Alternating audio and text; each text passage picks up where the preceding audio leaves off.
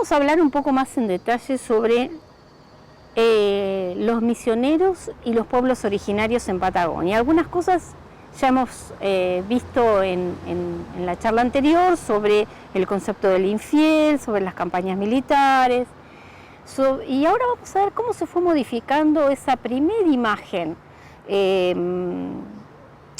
que don Bosco, junto con su secretario Barberis, en el texto de la Patagonia y las tierras del continente americano elabora, con las otras lecturas, con Comboni. ¿Cómo se empieza a modificar in situ, ¿no? ¿Qué pasa con los misioneros que empiezan a misionar y qué cosas ven y qué cosas relatan? Uno de los misioneros que mayores escritos, tanto inéditos como editados, se abocan a estas cuestiones, es Domenico Milanesio, ¿no? Hay un texto inédito muy interesante que se llama Rasgos etnográficos de los indígenas de la Patagonia, imperiosa necesidad de educarlos, que nos devuelven la imagen de un indígena dotado de inteligencia para conocer el bien y el mal, pero además con posibilidades de ser evangelizado y educado. ¿Qué buscaba Milanesio? ¿Qué afirmaba Milanesio? Básicamente los mismos conceptos de don Bosco, agregándole algo que también decía don Bosco y que él quiere resolver o tratar de resolver in situ, ¿no? La afirmación, como habíamos visto, de la humanidad del indígena, el tema del desarrollo cultural, la educación en la fe. Y Milanesio dice algo muy interesante, que es para que tengan derecho al cielo, pero a la vez sepan desempeñar los deberes de buenos ciudadanos. ¿Qué quería el Estado? Quería formar ciudadanos argentinos, en la Patagonia sobre todo, ¿no? ¿Qué querían los salesianos? Formar ciudadanos católicos. Entonces, obviamente la educación y la evangelización iban a ser los caminos para poder superar todas estas cuestiones. Para Milanesio había una cuestión sumamente importante que marcaba lo que se llamaba la barbaridad de los indígenas, ¿no? Que era la falta de territorio y de gobierno. Entonces él decía, educarlos y educarlos en el trabajo a la tierra, educarlos, argentinizarlos, mostrándoles cuáles son sus derechos en una sociedad donde el Estado los considera con todas las obligaciones, pero no con todos los derechos. Y en un contexto donde una sociedad compleja, violenta, dispar, como la patagónica, sobre todo masculinizada especialmente, el abuso hacia los pueblos originarios no solamente era un abuso que tenía que ver con la violencia, sino que también, por ejemplo, tenía que ver con el alcohol, tenía que ver con costumbres que trataban digamos, con la explotación del trabajo. Entonces, hay dos salesianos misioneros de esa época, que son Alejandro Stefanelli y Domingo Milanesio, que sostienen sobre todo el tema de la propiedad de la tierra como un punto crucial para el asentamiento de los indígenas, y que observan que la falta que hay falta del Estado argentino para ese sostenimiento económico y sobre todo jurídico, porque se dan cuenta que la Patagonia se ha convertido en una suerte de reparto latifundista entre pocas familias. Familias encumbradas a las que se les paga, por ejemplo, con premios militares, y que compra a precio vil los premios militares de tierras a los soldados. La educación, entonces, en los valores occidentales y cristianos ante semejante panorama y ante el ejemplo de los blancos no solamente propietarios latifundistas, sino mercachifles, comerciantes, aventureros en la Patagonia, complejizaba ciertamente la posibilidad de la prédica. Entonces, ¿cómo erradicar algunas costumbres para la conversión? Había 3 costumbres que los misioneros buscaban erradicar. Esto estamos hablando de fines del siglo XIX y principios del siglo XX. Puntualmente, en los pueblos indígenas eran estas 3 cuestiones, una cuarta entre los pueblos indígenas de la prefectura apostólica, o sea, de Tierra del Fuego, que eran la poligamia, la embriaguez, los rituales religiosos y en el caso de Tierra del Fuego, el cocochen, que era la eutanasia. La poligamia, porque buscaban formar una familia monogámica en su estructura, los salesianos, y la mayor parte de los caciques eran polígamos. Y es porque, no solamente por una cuestión de la dote, sino también por la prole, ¿no?, numerosa. Entonces ahí se jugaba un poco el tema de... hay algunos testimonios muy interesantes, por ejemplo el de Agostini, que pueden ver en el texto una cita en donde De Agostini observa que la poligamia era una costumbre, o la justifica diciendo que era una costumbre requerida para las exigencias de la vida, que el número normal de esposas eran 2 o 3, y que diversamente, dice, de cuanto podría suponerse, la llegada de una segunda o tercera mujer al hogar doméstico no causaba disgusto a la primera, pues la consideraban una ayuda para el desempeño de los quehaceres domésticos. Y tampoco, dice, turbaba la paz, ¿no? Incluso si el esposo no quería tomar otra mujer para ayudar a esta primera mujer, la misma mujer le sugería a quién podía tomar como esposa. El tema de la embriaguez era sumamente complejo porque por el tema de los vendedores ambulantes, ¿no? Y no había prohibiciones dictadas por el Estado, ni tampoco ni las prohibiciones por el Estado, ni el misionero que se opusiera férreamente pudieron combatir este mal, y esto fue la ruina de muchos de muchas familias, ¿no? Y sumamente complejo. Y en la cordillera, incluso cuando comienza ya, por supuesto, siglo XX, medio siglo XX, cuando comienzan, por ejemplo, las prédicas neopentecostales, muchos se convierten al neopentecostalismo, sobre todo las mujeres, por la prohibición del alcohol, ¿no? Esto, si observamos esto en duraciones mucho más largas.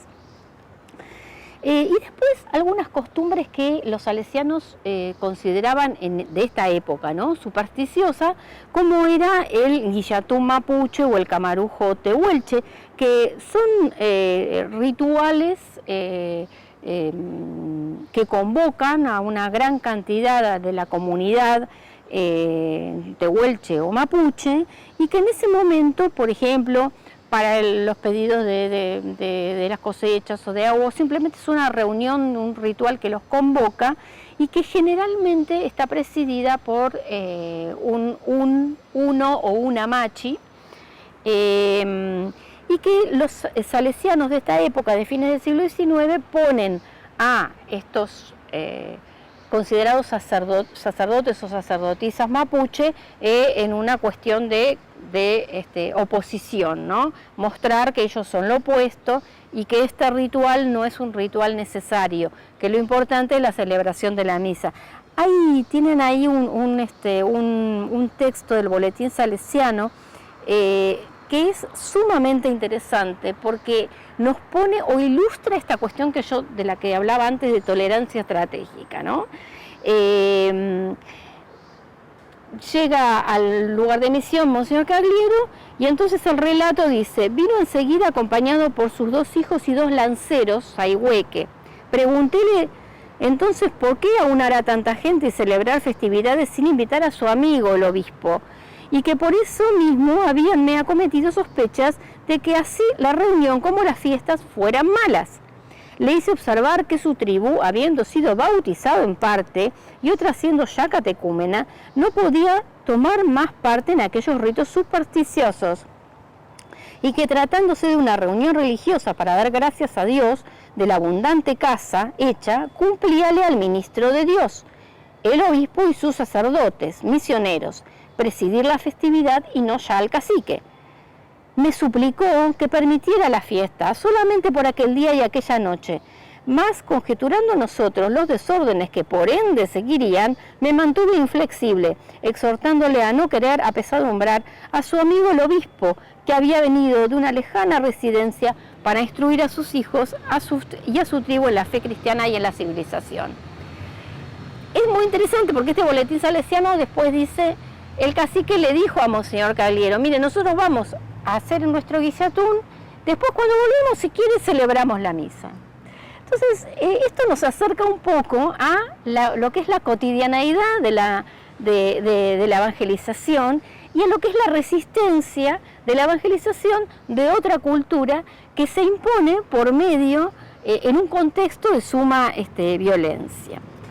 También había otros métodos que utilizaban los salesianos, otros métodos misioneros que puedo señalar muy brevemente, algunos que son de larga duración, de la época colonial, como el sistema de agasajo, el catecumenado indígena, o sea, la preparación de indígenas para que fueran, para que después fueran predicadores y sostuvieran la prédica de la palabra y la evangelización en la comunidad, y también las muertes santas, ¿no?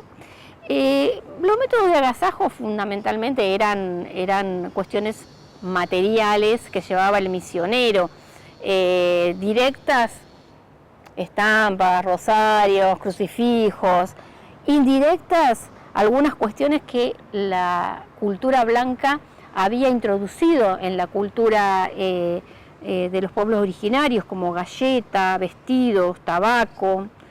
Incluso, bueno, tienen una cita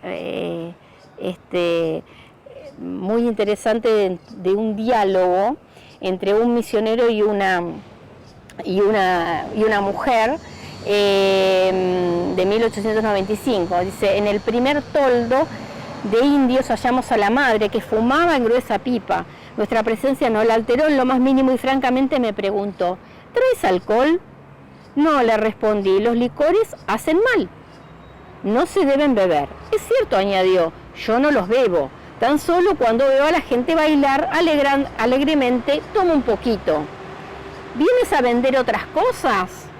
No, le dice el misionero, vengo a bautizar a tus hijos para que sean más buenos y puedan ir después de la muerte al cielo.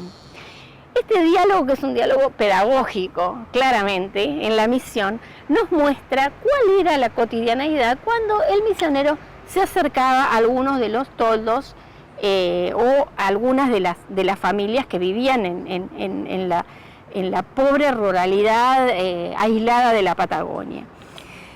Y en cuanto a las muertes santas, también los misioneros asociaban esto, por supuesto, a sus propios ejercicios de la buena muerte, y muchos de los relatos, cuando los indígenas pedían ser bautizados, el pedido de la unción de los enfermos generalmente no se hacía porque ellos pensaban que los rituales eran mágicos y observaban que cuando se iba a dar lo que en ese momento llamaban la extrema unción, inmediatamente después esa persona moría, entonces dilataban el llamado al misionero, por más que fueran conversos, por esta cuestión, ¿no?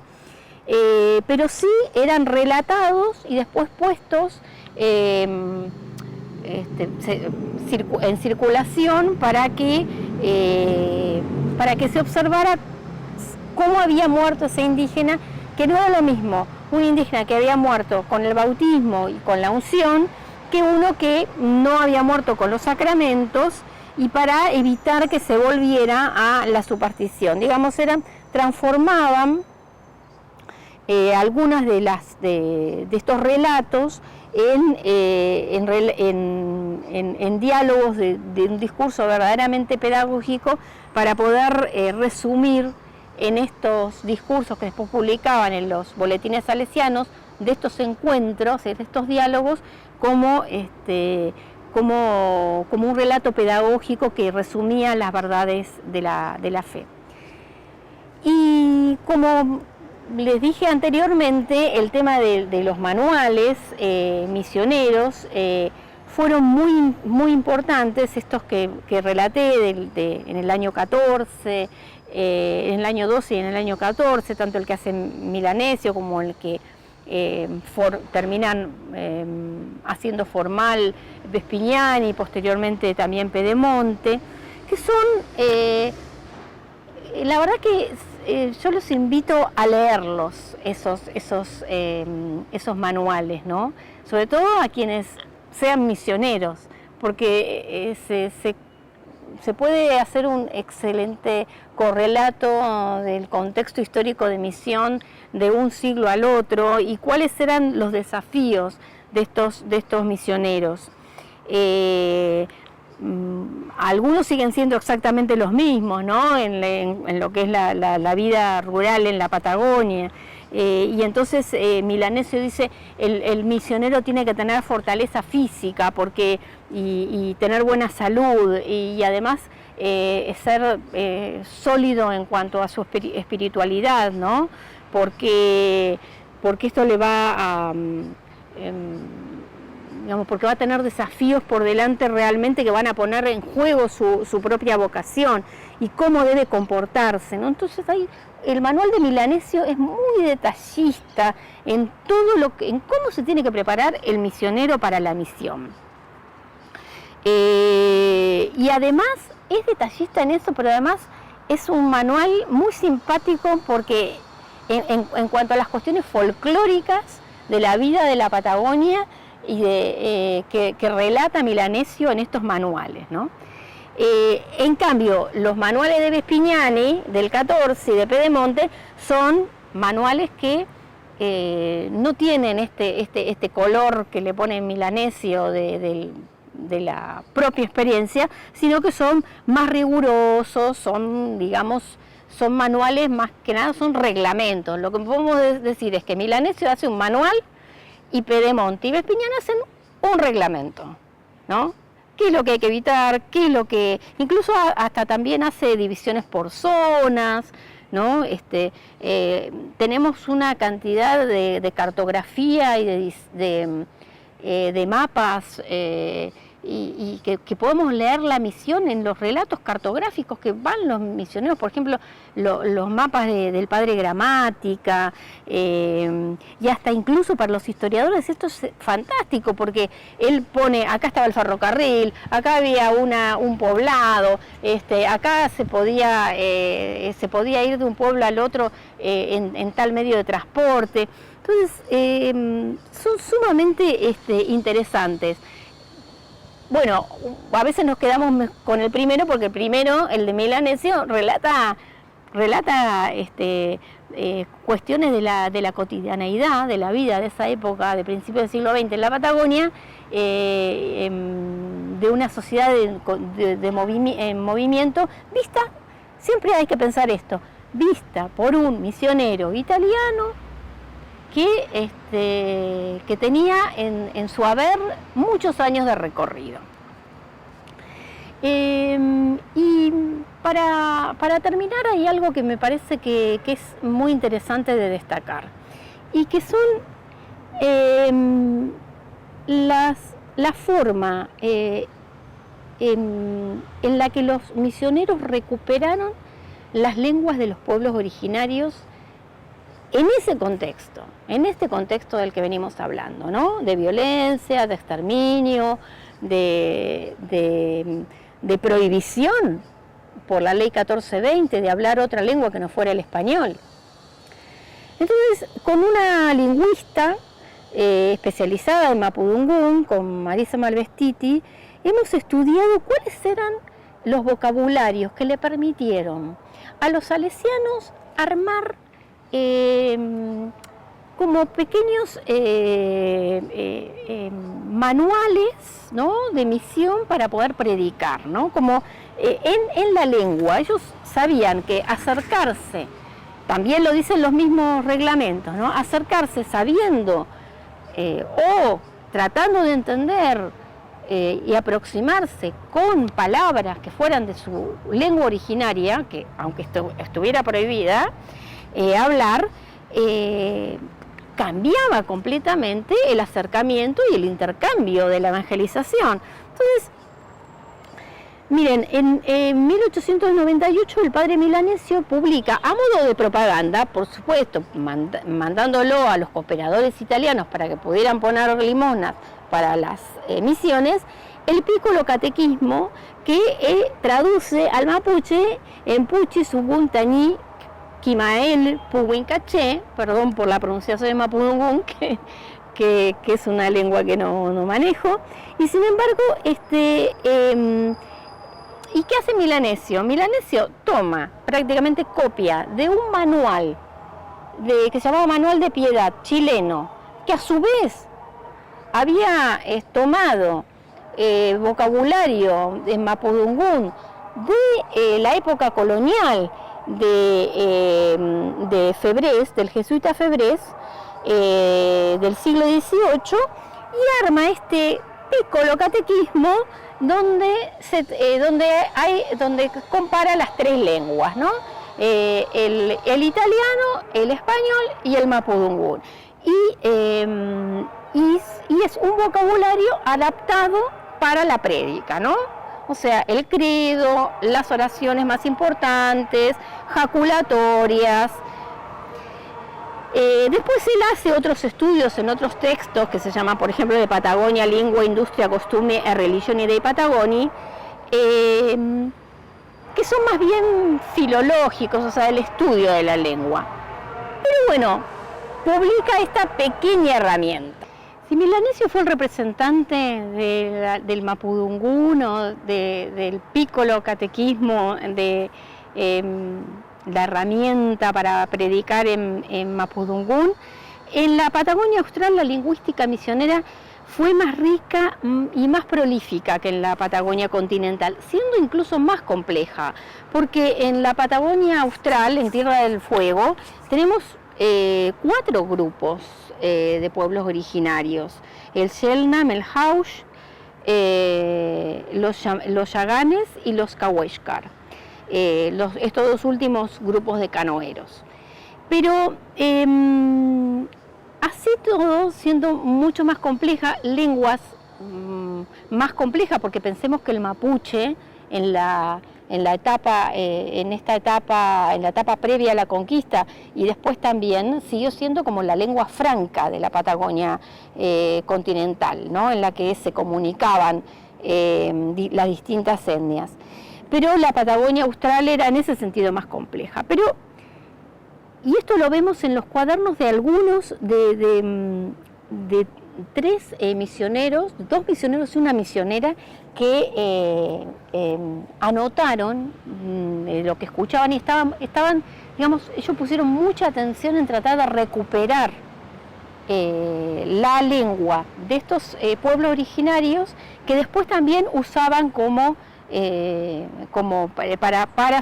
en sus contextos de evangelización, ¿no? Giovanni Zenone, Fortunato Griffa y Sor Rosa Gutiérrez. Estos escribieron, lo que tenemos de ellos, los vocabularios que tenemos de ellos son manuscritos, ¿no? Con traducciones generalmente también de textos litúrgicos que después se utilizaron como base de publicaciones etnográficas que circularon en Italia, sobre todo para pedir limosnas para las misiones, y más bien propagandísticas, como fue el caso de Milanesio, ¿no? Y que estos vocabularios recolectados por Zenone, por Griffa y por Sor Rosa fueron tomados por Borgatello y por Majorino Borgatello y por Giuseppe Beauvoir para publicar y para que se observara que los misioneros dominaban o evangelizaban en la lengua de estos pueblos. Pero a diferencia de Milanesio, la generación de salesianos sucesiva a estos primeros misioneros tuvo interés científico por estas producciones, que intentó publicarlas y sistematizarlas. Y estos son los casos de Antonio Cogliasi en 1911 y Antonio Tonelli en 1926. Y esto es lo que a nosotros, como historiadores y también a los lingüistas, nos posibilita saber de dónde la recogieron, cómo se hablaba en esa época esas lenguas y sobre todo hacerle la devolución a los pueblos originarios de una lengua que no está muerta por no haber sido hablada durante tiempos y que por mucho tiempo, y que además debe ser recuperada, ¿no? Porque es parte de la identidad cultural. Del mismo modo, el caso en la década de 1960 de Manuel Molina, ¿no? Que sistematizó también estudios de lenguas patagónicas, ¿no?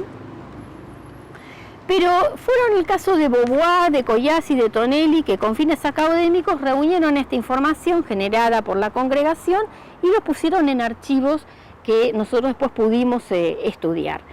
Zenone y Griffa recogieron vocabulario Shelnam en la misión Nuestra Señora de la Candelaria mediante 2 manuscritos que se conservan en los archivos, que son el Diccionario Indio Ona-Español de 1896 y la colección de palabras onas, que puede ser de fines del siglo XIX, no tenemos la fecha cierta. Ahora, lo interesante es que nosotros cuando, digo en este caso Marisa Malvestiti y yo, cuando empezamos a recoger estos vocabularios, nos dimos cuenta que teníamos que trabajar con algunas dificultades y era que nosotros queríamos saber cuáles eran las personas que habían alimentado a esos vocabularios, para dejar de decirles informantes y pasar a decirles coautores de los vocabularios en lenguas originarias. Y este fue un trabajo muy arduo, muy complejo, pero logramos identificar, cruzando distintas fuentes, a esos coautores, ¿no? Y el caso de Sor Rosa es un caso que quisiera destacar en una línea, y es que logramos encontrar, después de trabajar mucho sobre el vocabulario, con una foto, con aumentos, que en la tapa de ese vocabulario figuraba la firma de Sor Rosa, que nosotros creíamos que había sido un vocabulario de Zenone, por ejemplo, o de otros misioneros, pero que en realidad había sido escrito por Sor Rosa cuando la misión de la Candelaria se incendió y ella vivió con las indígenas y con las niñas y tomó de ellas un vocabulario que en la tradición se reconocía como un vocabulario femenino. En realidad logramos, gracias a la transcripción que hizo la hermana Ana María Fernández de las Crónicas de la Candelaria, identificar que una indígena bautizada como María Luisa Bosco y otra indígena bautizada como Isabel Gama habían sido las principales informantes, quiere decir coautoras del vocabulario de Sor Rosa, que es el único vocabulario de una mujer, hija de María Auxiliadora, en lengua Shelnam, que tenemos para poder recuperar parte de la lengua de esas etnias. Muchas gracias.